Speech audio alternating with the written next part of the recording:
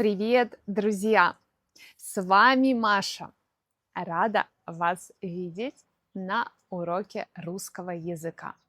Сегодня мы расширяем наш словарный запас. И я расскажу вам, какие выражения русские используют как синонимы выражения «мне все равно». Что значит «мне все равно»? Это значит, меня что-то не интересует, меня это не касается, не вызывает никаких эмоций. Какие же выражения можно использовать вместо «все равно»? Готовы? Начинаем. Первое выражение «мне параллельно». Мы знаем, что такое параллельные линии или параллельные прямые из школы. И они не пересекаются, у них нету общих точек. Поэтому, когда мы хотим выразить идею, что нас что-то не интересует, можем сказать «мне параллельно». Например, мой друг говорит: «Ты знаешь, меняют этот закон». Я говорю: «Мне параллельно, меня это не касается».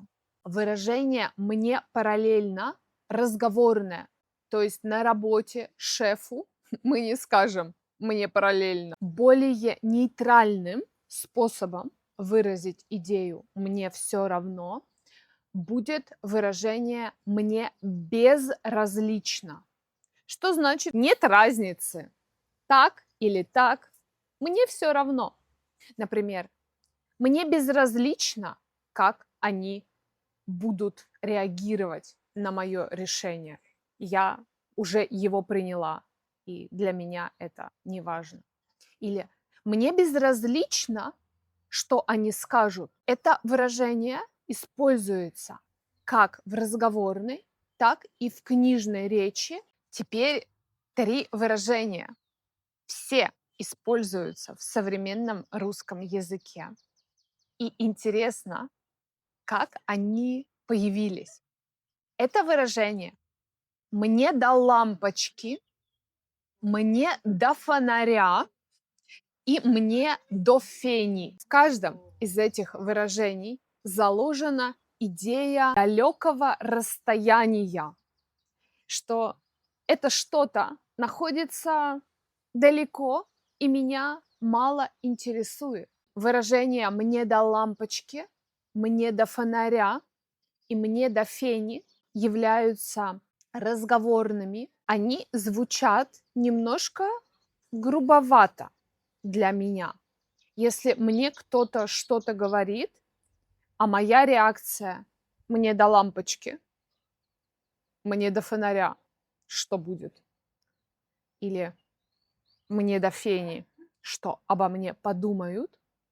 Для меня это звучит немножко грубо и показывает, что меня абсолютно не интересует то, что будет. То есть мне все равно, но я подчеркиваю, что вообще мне даже неприятно об этом говорить и слышать, когда я говорю «мне до фонаря», «мне до лампочки». Следующее выражение, точно не грубое, это выражение «ни жарко, ни холодно». Наши соседи решили переехать. Я говорю: «Ты знаешь, мне ни жарко, ни холодно». Мы с ними не были в контакте. Следующее выражение – это «мне фиолетово». Фиолетовый – это цвет. И есть гипотеза, что это выражение пришло, можно сказать, из химии, что лакмусовая бумажка показывает нейтральную среду с помощью фиолетового цвета. Но это одна из гипотез происхождения выражения. В любом случае для нас важно, что когда кто-то говорит «мне фиолетово», это значит, что мне все равно, меня это не интересует. Часто мы используем только это выражение как ответ как реакцию на какую-то реплику. Это тоже немножко сниженный стиль. Мы так точно не напишем. Мы так говорим в разговорах, прежде всего с друзьями. Шефу тоже не рекомендую говорить «мне фиолетово», потому что это звучит грубовато. Следующее выражение – это «мне по барабану». Это одно из самых любимых выражений, и я его достаточно часто использовала. «Мне по барабану» подчеркивает мое безразличие, отсутствие интереса. Если мне кто-то говорит: слушай, наша подруга говорила, что ты на нее обиделась, а я говорю: мне по барабану, что она там говорит. Это звучит резко.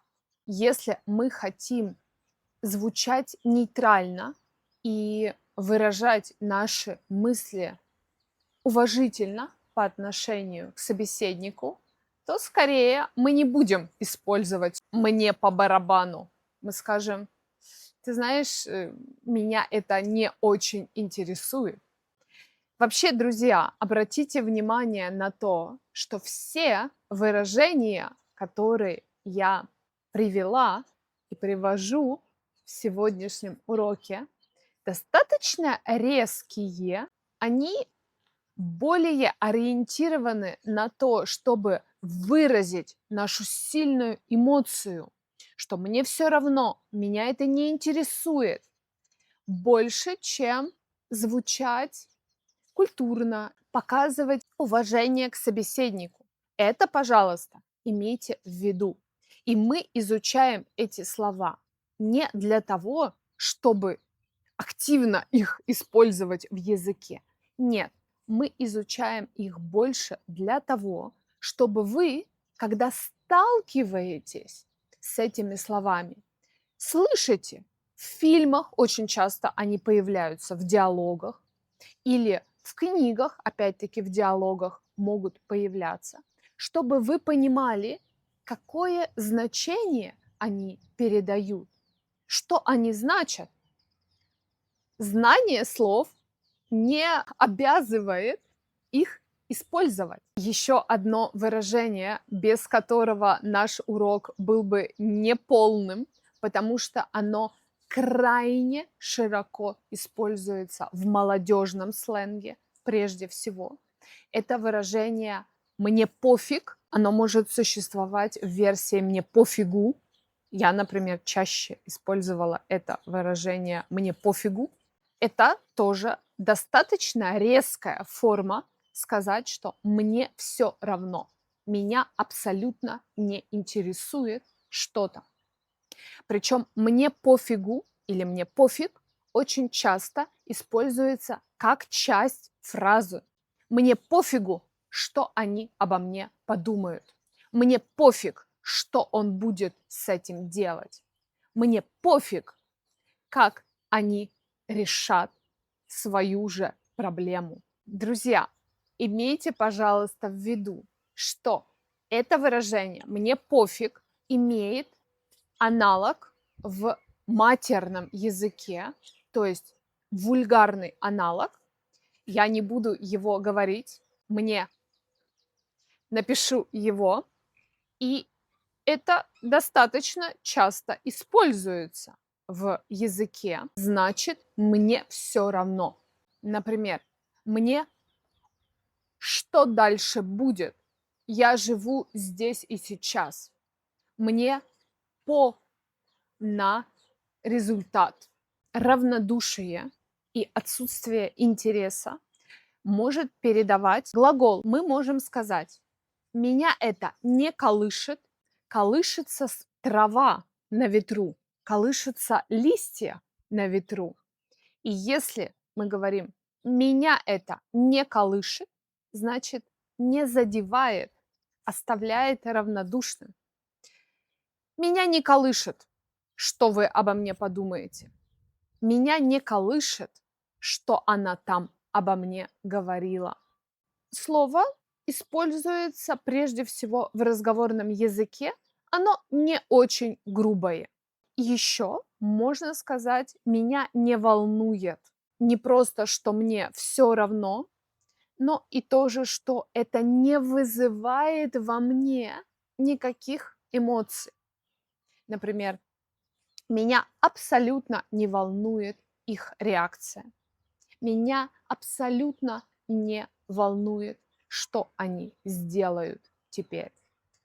И слово «волнует» из всех слов, которые были сегодня у нас на уроке, самое широкое по стилю, в смысле, что это нейтральное слово, и его можно использовать как в книжном языке, текстах, так и в разговорах, в диалогах. Оно самое нейтральное.